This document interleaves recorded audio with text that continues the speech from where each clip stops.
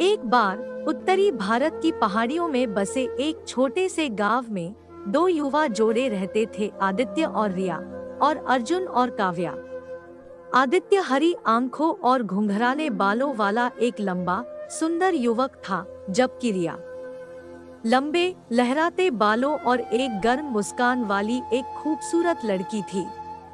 दूसरी ओर अर्जुन एक मजबूत आकर्षण वाला एक मांसल युवक था, जबकि काव्या एक तेज बुद्धि और एक संक्रामक हंसी के साथ एक आत्मविश्वासी स्वतंत्र युवा महिला थी। आदित्य और रिया बचपन के दोस्त थे और एक दूसरे को तब से जानते थे जब वे बच्चे थे। वे एक साथ बड़े हुए, एक ही स्कूल में पढ़े और आखिरकार प्यार हो गया। दूसरी ओर अर्जुन और काव्या कॉलेज में मिले और पहली नजर में प्यार हो गया। वे दोनों इंजीनियरिंग की पढ़ाई कर रहे थे और भौतिकी और गणित के प्रति अपने साझा प्रेम के बंधन में बंध गए। अपनी पढ़ाई पूरी करने के बाद आदित्य और रिया ने एक पारंपरिक भारतीय शादी में धूमधाम से शादी की।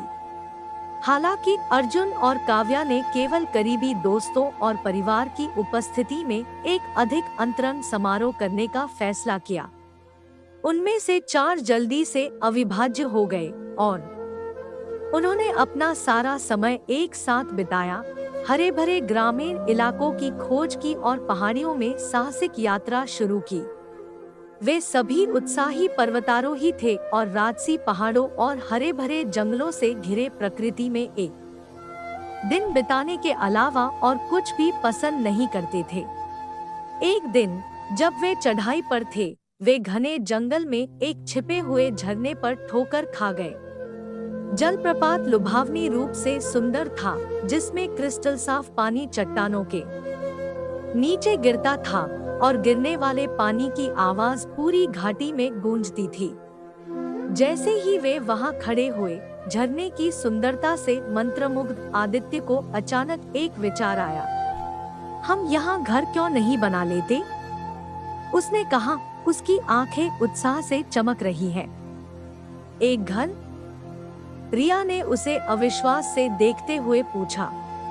हाँ, एक घर, आदित्य ने जोर से सिर हिलाते हुए जवाब दिया। झरने के पास एक घर। हम यहाँ शहर की हलचल से दूर प्रकृति के बीच में रह सकते हैं। यह हमारा अपना स्वर्ग का छोटा सा टुकड़ा होगा। दूसरों ने एक दूसरे को देखा, समझ नहीं आ रहा था कि क्या कहें। यह विचार पागल लग रहा था, लेकिन साथ ही यह प्राणपोषक भी था। उन सभी ने ऐसी जगह में रहने का सपना देखा था जो प्रकृति से घिरा हो और शहर के जीवन की अराजकता से दूर हो। कुछ चर्चा के बाद उन्होंने विचार के साथ आगे बढ़ने का फैसला किया। उन्होंने अपनी बचत जमा की और झरने के पास अपने सपनों का घर बनाना शुरू कर दिया। उन्होंने कुछ स्थानीय कारीगरों की मदद से दिन रात अथक परिश्रम किया। यह कड़ी मेहनत थी, लेकिन यह अविश्वसनीय रूप से फायदेमंद भी थी। वे एक साथ कुछ निर्माण कर रहे थे, कुछ ऐसा जो वे सभी अपने शेष जीवन के लिए संजोएंगे।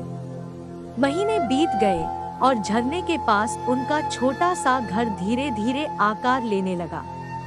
यह एक छोटा आरामदेह घर था, जिसकी छप्पर वाली छत और लकड़ी का डेक था, जहां से जलप्रपात दिखाई देता था। उन्होंने इसे दस्तकारी के फर्नीचर और रंगीन कालीनों से सजाया और जल्द ही यह उनका अपना छोटा सा स्वर्ग बन गया। जलप्रपात के पास रहना आसान नहीं था, लेकिन यह उतना मुश्किल भी नहीं था जितना उन्होंने सोचा था। उन्हें जीवन के सरल तरीके को अपनाना पड़ा, लेकिन उन्होंने पाया कि उन्होंने इसका आनंद लिया।